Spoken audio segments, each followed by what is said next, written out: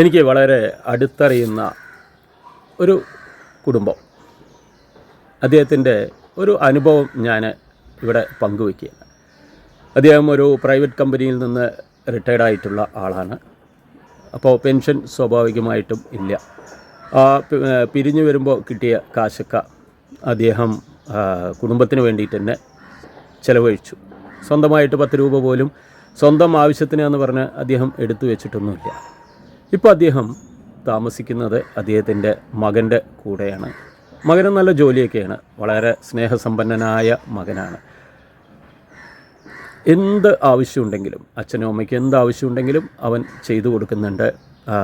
ആശുപത്രിയിൽ കൊണ്ടുപോകാൻ, പുതിയ വസ്ത്രങ്ങൾ വാങ്ങാൻ, പുറത്തേക്ക് കൊണ്ടുപോകാൻ, ആഹാരം വാങ്ങിച്ചു കൊടുക്കുക, അങ്ങനെയെല്ലാം നല്ലൊരു പയ്യനാണ്.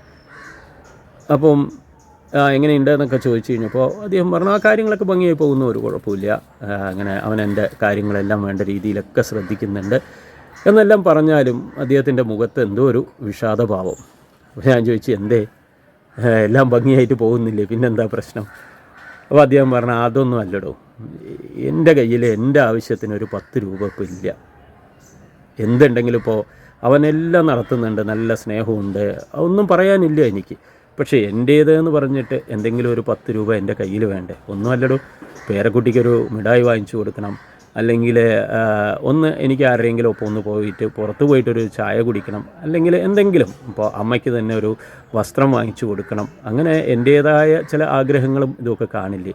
അപ്പോൾ അതിനൊക്കെ ഞാൻ അവനോട് ഇങ്ങനെ യാചകനെ പോലെ പൈസ തരുമോ എന്ന് ചോദിക്കുമ്പോൾ അവൻ എല്ലാം ഞാൻ ചെയ്യുന്നില്ലേ, പിന്നെന്താ അച്ഛാന്ന് പറയുമ്പോൾ ഒരു ദുഃഖമോടും. ഒരിക്കലും നമ്മുടെ കയ്യിലുള്ള മുഴുവൻ പൈസയും ഇതേമാതിരി നമ്മൾ ചിലവഴിക്കരുത്. നമ്മുടെ ആവശ്യത്തിന് കുറച്ച് പൈസ നമ്മൾ വെക്കണം. അല്ലെങ്കിൽ എത്ര സ്നേഹസമ്പന്നരാണെങ്കിലും മക്കളൊക്കെ എങ്ങനെയൊക്കെ ആണെങ്കിലും അവരുടെ മുന്നിലൊന്ന് യാചിക്കുമ്പോൾ, ഒന്ന് കൈ നീട്ടുമ്പോൾ, യാചനയല്ല എന്നാലും ചോദിക്കുമ്പോൾ അതൊരു ബുദ്ധിമുട്ടിടുമെന്ന്. പ്രിയപ്പെട്ട മക്കളെ, നിങ്ങൾ മനസ്സിലാക്കണം, അച്ഛനും അമ്മയും ഒക്കെ ഇതേപോലെയുള്ളവരാണ്. നിങ്ങൾ 10 രൂപ കൊടുത്താൽ അനാവശ്യമായിട്ട് ചിലവഴിക്കില്ല. പണ്ട് നിങ്ങൾക്ക് കാശ് തരുമ്പോൾ ഒരിക്കലും അവർ കണക്ക് പറഞ്ഞിട്ടില്ല, ഏതിനെന്ന് ചോദിച്ചിട്ടില്ല. ചിലപ്പോൾ നിങ്ങൾ പോലും അറിയാതെ പോക്കറ്റിൽ 10 രൂപ ഇട്ട് തന്നിട്ടുണ്ടാവും. അങ്ങനെയൊക്കെയുള്ള വ്യക്തികളാണ്. അപ്പോൾ അവരുടെ ഈ സായാഹ്നത്തിൽ, ഈ അവസാന കാലത്ത് അവരുടേതായ പല ആഗ്രഹങ്ങളും കാണും. ചെറിയ ചെറിയ ആഗ്രഹങ്ങൾ, അനാവശ്യമായിട്ട് ചിലവഴിക്കാനൊന്നും ആയിരിക്കില്ല.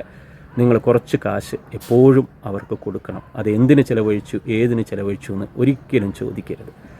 അവരെങ്ങനെ ഒരു സങ്കടക്കടലിൽ ആക്കരുത്. നിങ്ങളോട് ചോദിക്കില്ല, പറയില്ല, എന്നാലും നിങ്ങൾ അറിഞ്ഞ് അവർക്ക് വേണ്ടി കുറച്ച് കാശ് എല്ലായ്പ്പോഴും കൊടുക്കണം.